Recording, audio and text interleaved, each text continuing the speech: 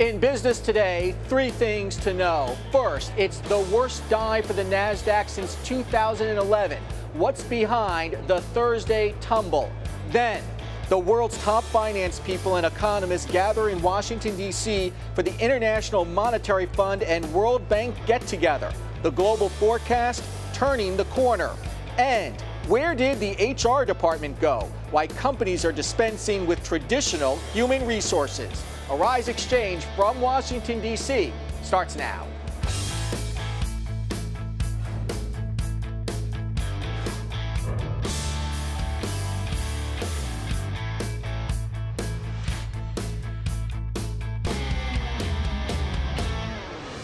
Hello, everyone. I'm Andrew Schmertz in Washington, D.C., where the spring meeting of the International Monetary Fund and the World Bank has kicked off. We'll have interviews with the man who runs IMF's fiscal policy, a leader in the African investment movement, and an investment banker, get this, turned farmer. But first, we're going to start with our top story, which, of course, is the market sell-off. We're going to go back to Julian Phillips in New York City, who will have more on this. And Julian, I leave you in charge for one day, and look what happens to the stock markets. What are you doing back there? I don't know. A roller coaster of a ride, Andrew. Let's get right to it. Another critical day for the NASDAQ, tumbling by more than 3%. And it's not just technology sector that's to blame. Healthcare stocks had the biggest losses today. However, there was a glimmer of hope for the economy and other U.S. data out today. Well, claims for joblessness dipped 32,000 last week to a seasonally adjusted 300,000, the lowest level in 7 years, folks. And more homeowners are keeping up with their mortgage payments. That's good news. The number of foreclosure filings falling 23% in March from a year ago. For more on this in the markets today, we turn to Dan Wiener, advisor, investment CEO. Welcome to the show. Thank you. We have had a tough week this week. The market's up, the market's down. I mean, this is worse than the tornado roller coaster and the cyclone in Coney Island. What do you make of all this? Wall Street abhors a vacuum, and we haven't really had much to sink our teeth into in terms of data this week. So, you know, you mentioned at the top the unemployment claims number. Yes, it was a good number, but actually we had a better number back in September for a week. You know, you talk about the foreclosures coming down. Well, everybody knows that a lot of the folks with houses underwater on their mortgages have been washed out of the system. It's good. There's no question about that. But the economy is sort of in status quo. We know that earnings are still to come, and we pretty much know they're not going to be very strong for the first quarter. So our recommendation, my recommendation, has always been listen to what is being said about the coming quarter as opposed to what is said about the one we already know is past and was probably not so good. The fact that the market went down 1.5 or 2% today is really irrelevant. I mean, it was up almost as much yesterday.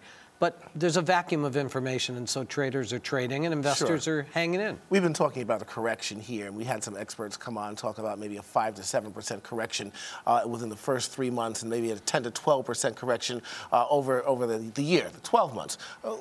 What do you say to this, and do you think that's going to make a difference? Well, first of all, anybody who said there was going to be a 5% correction in the first 3 months was wrong. I mean, we had an intra-quarter drop in the market, but a correction technically is 10% or more, right?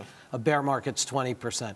We haven't had a correction in a long time, and we need one. We need one, or we just need to see the market move sideways, go up and down a little bit, but essentially move sideways. Because think about it, the one valuation that everybody talks about in the market that has any relevance at all is PE. If we move sideways for a while, if the P doesn't move, and if we wait a quarter or two and the E in that equation begins to go up, we're waiting to see how much it goes up, probably very little for the first quarter, but if the economy cranks it up a little bit in the second quarter, that E goes up a bit, our PE compresses. So I have no problem with the market going sideways for a bit. It just makes the valuations better. What do you tell investors? You know, some people might say, hey, look, you know, this looks a little bit precarious for us. Let's just lay back here for a few months and just see what happens. What do you tell a potential investor at this point? Well, first of all, I don't tell investors to lay back and wait a few months and second, I don't think it looks very precarious. I think that the economy here is expanding. The economies overseas are recovering. I mean, Europe is recovering. Interest rates remain very low, and the Fed is not doing anything about raising rates. Much to the contrary, they finally discovered what I was saying quite a few weeks ago, that Janet Yellen's comments at her press conference about possibly raising the Fed rate 6 months after the end of tapering. Right. That was just, sort of off the cuff, and people took it too seriously. Okay. Rates remain very low, so you can borrow money cheaply. Mortgage rates remain very low. They're not at the record bottom of mortgage rates, but they're still very low. I dare say that when you bought your first house, you paid a lot more in a mortgage than you would today. So the economy is actually in pretty good shape. Well, you know something? You've made me feel pretty good today, Dan. Good. Good. You should. There's no reason not to. Okay, I'm going to hold you to this. I'm going to bring you back. Okay. Dan Wiener, thank you so much for joining us. Sure thing. All right. Let's see how the markets close today. The Dow closing up to 16,171. The S&P 500 closing at 1833. And the NASDAQ ended the day at 4054. Here's a look at the stocks we are watching today. Walmart is hoping to drive down the price of organic food nationwide with its new in-house line of more than 100 products in partnership with Wild Oats, a pioneering health brand. Walmart closing down to $76.89. Amazon says it's launching Sunday service to a large portion of the U.S. population this year. The company also says it started to flight test its 5th and 6th generation carrier drones. Amazon closing down to $317.11. And Facebook has announced plans to remove messaging functionality from its core Android and iOS applications, forcing users to download Facebook Messenger instead. Facebook closing down to $59.16. Well, gold closing up to $1,319 an ounce, and oil closing down to $103 per barrel. Wow, that's a lot of stuff going on now. Then we got to go back down to Washington and Andrew Schmertz at the IMF conference. Andrew. And thanks, Julian. Well, this is the place where finance ministers, top economists, and central bank leaders from around the world gather to talk about the world's economic problems. IMF Chief Christine Lagarde says that we are, quote, turning the corner, and the IMF now expects global growth to come in at 3.6% for 2014. She spoke this morning. I believe that the global economy is turning the corner of the Great Recession. Hope. But I immediately said that growth remains too slow and too weak. In 2013, growth was about 3%. In 2013. In 2014, 2015, it will be more. So, positive, but certainly below past trends, and not the highest of the trends as we saw it before the crisis, just a regular trend.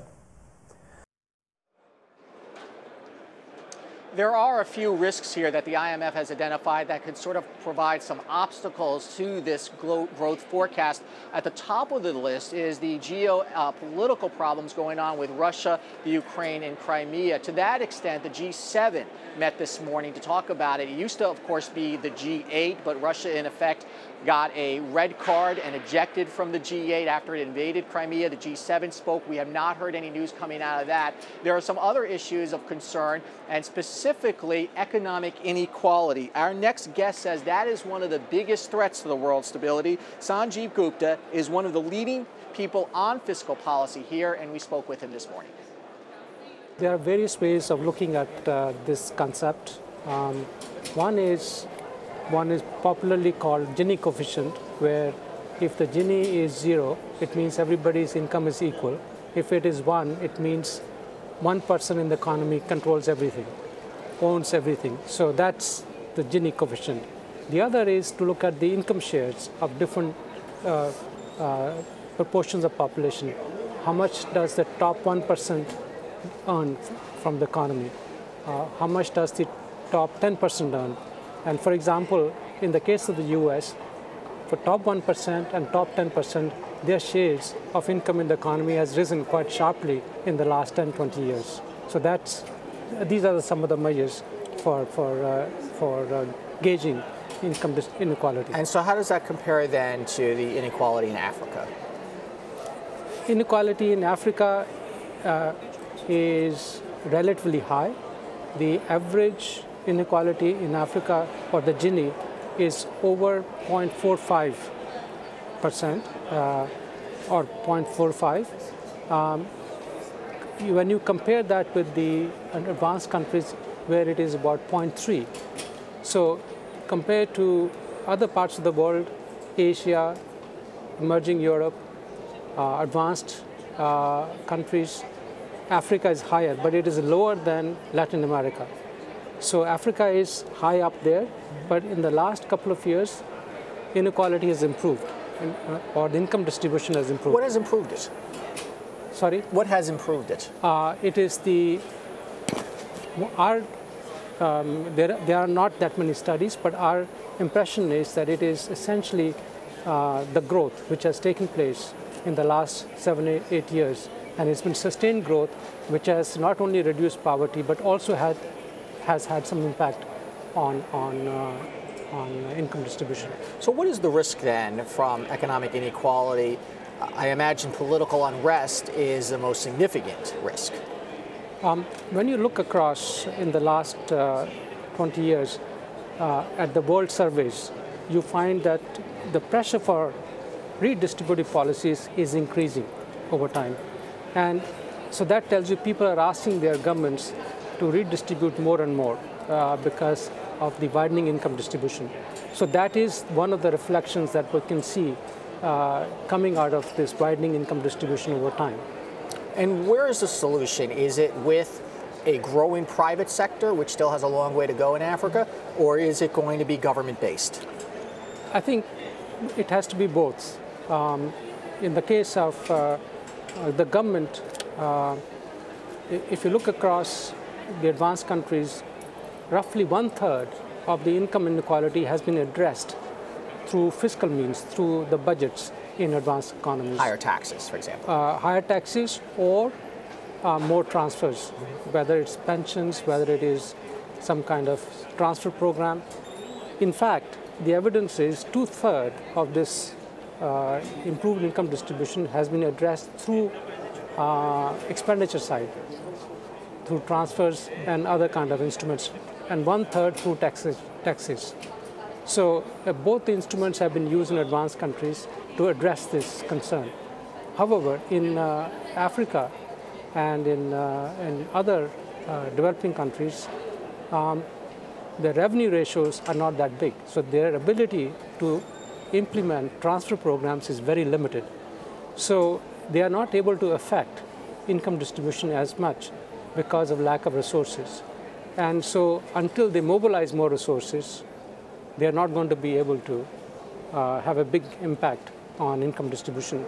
And so the only thing they are left with is to focus more on designing the tax systems and bring them into the tax net to affect the income distribution.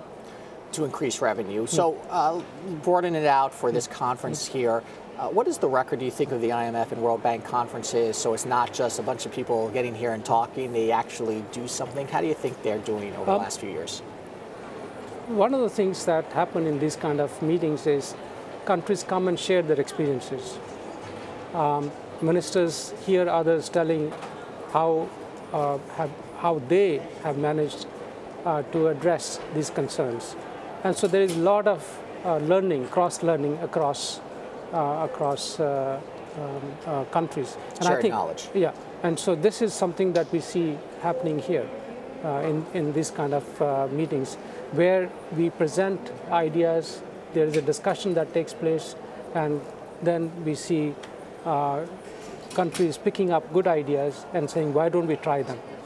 Thank you so much. Thank you. Appreciate your time today. Thank you. Thank you. We had previewed an interview we were going to conduct with an investment banker turned farmer. Unfortunately, he is stuck in the famous Virginia, Washington, D.C. traffic, and so we'll not get to him today. We hope to have him on the show tomorrow. A lot more, though, coming up from Washington, where the best investments in Africa are and how African companies are coming to the U.S. to raise money. You're watching AriseXchange. Stay with us.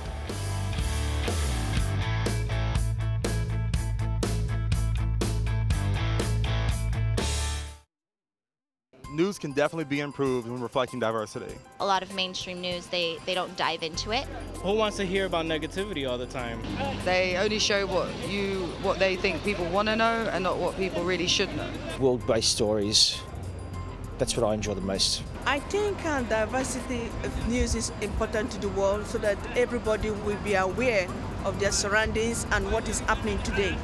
Arise News, every culture, every angle.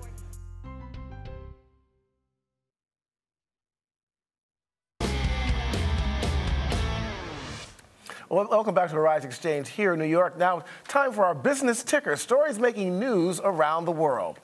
Well, GM CEO Mary Barra says General Motors has put 2 of its engineers on paid leave in connection to 2 faulty ignition switches. She says the time off is the first step in understanding what went wrong with product designs.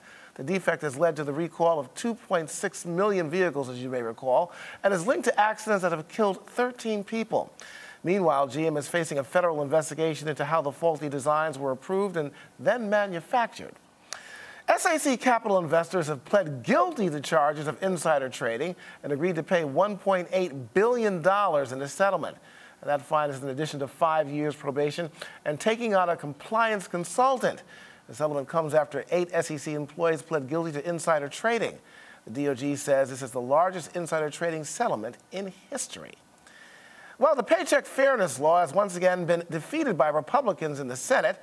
The bill, which Democrats say would shrink the wage gap between genders, was defeated in the Republican-controlled Senate after passing Congress for a 3rd time.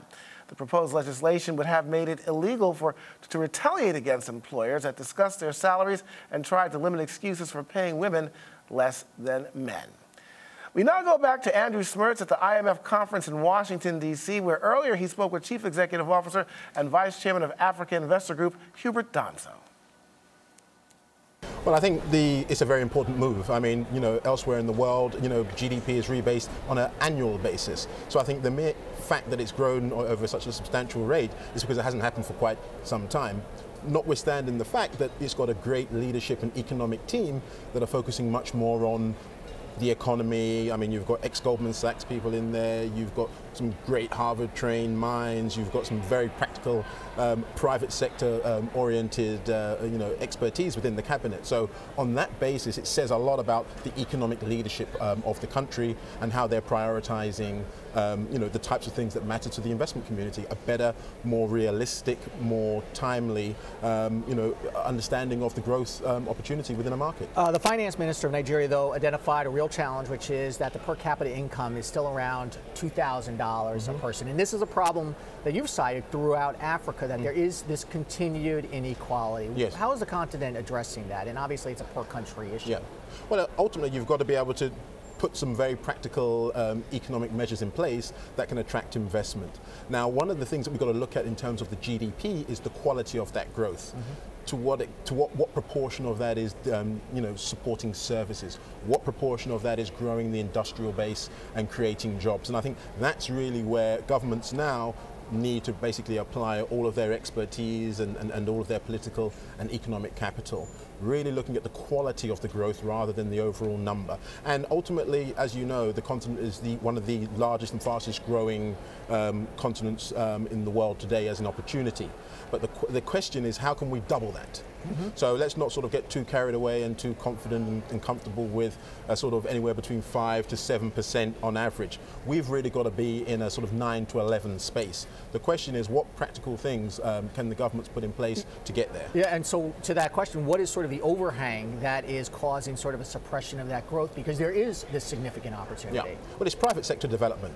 We've got one of the smallest private sectors at a domestic level that you will see anywhere else in the world. And I think the governments really need to continue to collaborate with the private sector so that they can grow, become larger companies, create that employment that's going to have that qualitative impact on the GDP. That's going to be important as opposed to growth. All growth is not good growth, if you like. Well, how is Africa doing for moving away from a commodities-based economy, which is only going to get you so far, and we see this in South Africa, to the modern economy, which is technology and infrastructure, et cetera? Yes. And is that where the investment dollars are going?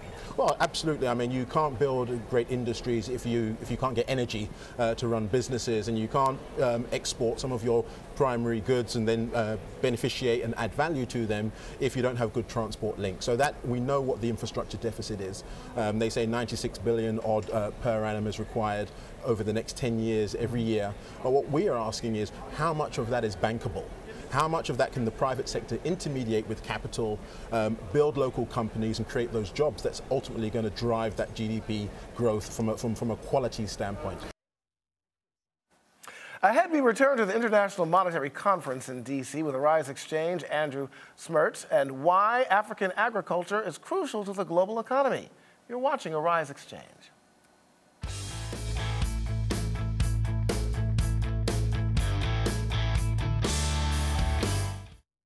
The great thing about Arise Entertainment 360 is that we cover the 360 of entertainment, food, fashion, lifestyle, culture. We're able to cover it all. And the thing I love most about the show is we're able to do a stunning combination of high and low. So we can talk about Rihanna on the red carpet, but we can also speak about high art with people like Sanford Biggers and Hank Willis. We actually spend quality time with our guests and we really get to know them. It's really intriguing because we get a 360 look at our guests.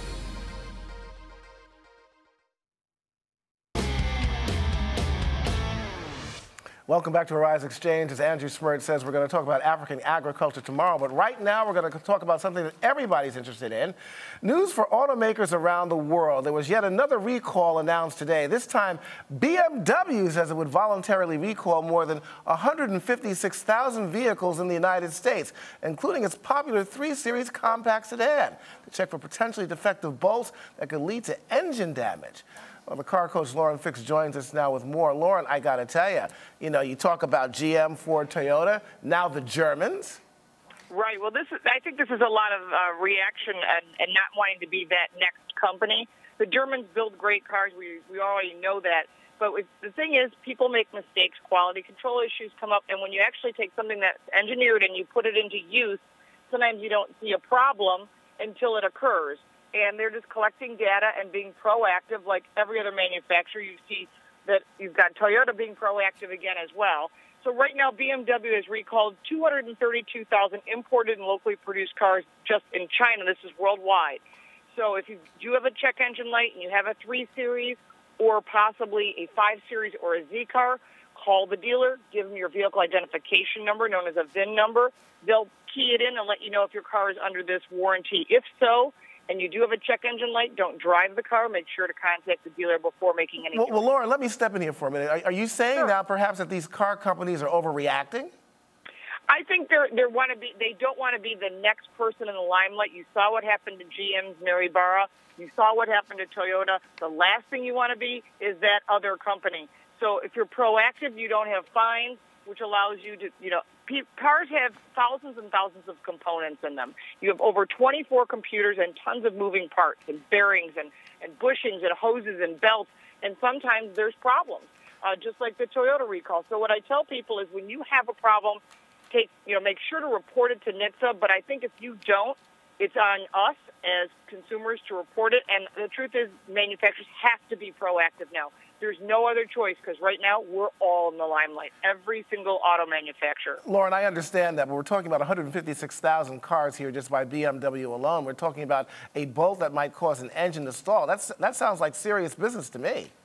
Absolutely, and they must have received enough data, or they were maybe not reporting it, but they did report it to NHTSA today, and that's why we're talking about it. So these cars, and I remind you, are 2010 to 2012 cars.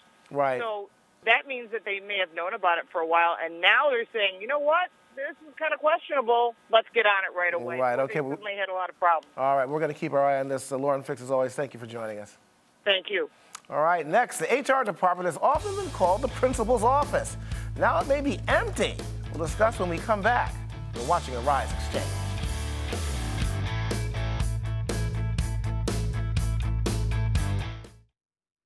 I think media and reporters have a lot to answer for. AIDS, hunger, people not having running water, the things that we just take for granted. I think the most important issues in the world today are education and poverty. Terrorism and war, I guess, is always. It's always an issue, and the quality of life of certain groups of people in certain areas. I think inequality. Arise News, every culture, every angle.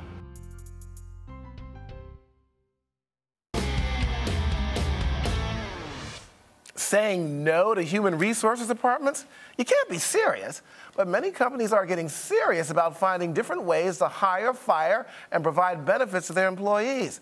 Well, the question remains, is this a good thing? And will this be more than just a passing fancy or the new way of doing business? Well, joining us is Janie Pilgrim, CEO of The Deal. Janie, I can't imagine not being in a company where there's no HR department. What's going on here? Well, as the economy gets tough and companies have to look at new ways to save money, they always look at their human capital. And since HR doesn't generate any revenue, they look to HR and cut costs, and they outsource benefits and training and recruiting, and so that's how they choose to save money. But the best-in-class companies will keep the HR department and use them as business partners and value add to the organization. Okay, for those who may get rid of HR departments, we're talking about some sort of HR software. Explain, what is that? Who may get rid of the HR department, what kind of software they should consider? Well, there's a software product, I understand, that can take care of, for instance, payrolls, benefits, those kinds of things. Those are HRIS, the Human Resource Information Systems, or the Human Resource Management Systems. And they don't take away the need for HR. What they are is tools for HR, in fact. HR professionals who do analysis, who look at trends, who look at forecasting, they use those as tools in order to help companies run their business better through their human capital model. But we're talking about, Janie, cutting down on the amount of personnel that HR departments have, aren't we? We are, and in some cases, they maybe need to trim the fat. But if companies are hiring the best HR people, they'll find that they have them as a business partner and that they will reduce redundancies. And in fact, in the long run, save the company money. In addition to that, they will help them gain revenue. Okay, look, you're making me feel a little bit better now because, for instance, there's this people factor here that I'm always concerned about. People who have concerns about maybe sexual harassment suits and the like. They have to have somebody they can go to talk to. Well, in cases where companies are eliminating portions of their HR, they think that their legal department can take care of that. And the legal department is there so after a problem already arises to give the company legal advice. HR is there to help mitigate risk. Like companies have risk departments, we're there to mitigate risk, provide consulting, and help kind of put out the problems before they start, put out good policies. And sometimes we do have to be the police, but we're really there to be consultants to the business. And business managers, they can't police themselves, and they can't always give themselves the best advice because they're there to focus on their day-to-day job in order to create the company revenue, and we're there to be consultants to the organization and their businesses. But Jenny, the problem that I have, though, with that is that the HR people are traditionally trained. They're almost like social workers to an extent. Who would want to go to the legal department if they have some sort of social problem dealing, say, with another employee, conflict resolution and the like? I mean, it doesn't seem to me that that's something that would be really good for anybody. No, it's not, and that's why I was saying that some companies think that their legal department can take care of that. And by the time it gets to the legal department, it's too late. And I don't really look at HR as social work because that would kind of apply that it's back in the old realm of personnel. Well, we're really there to be strategic partners and consult on the business like you would consult a company to move the company forward with their business practices, the best business practices. In terms of companies taking on this new procedure, perhaps letting go and eliminating some of their personnel, how widespread do you see this? Well, it's interesting because I remember in the early 2000s, the companies I worked for, and it's a very large educational company, and they were considering it, and after looking at the cost-benefit analysis, in the short term, yes, they saved money. But when they started looking at the impact it was going to have on their workforce, and in the long run, it was actually going to cost them more money. But I think as trends continue and companies look for ways to cut costs, I think it is a trend that's here to stay. But I do believe that the best-in-class companies will have HR departments in-house because that's the best way to run an organization and to maximize the human capital. All right, I guess it's kind of bittersweet. Janie Pilgrim, thank you so much for joining us. Thank you so much. All right, now back to Andrew Schmertzy Schmertz at the IMF conference for a preview of tomorrow. Andrew, what a day we've had today. Wow, you have done a phenomenal job and the entire group back there on an incredibly busy day. Most people don't know it, but we had to change the entire show when the market started to tank. So tomorrow, the Economic Gab Fest here continues. We'll talk with the head of the World Bank's climate change program, so a lot more out of Washington, D.C. We'll talk about that tomorrow. Julian? Well, that sounds good too, Andrew, and I hope that maybe you can ask somebody about the Powerball numbers. I will get on that. Andrew, they are numbers people here, right? You got that right, to say the least. Look, thanks for watching, and Andrew, we'll see you tomorrow. And we'll see you tomorrow also. Stay with us again.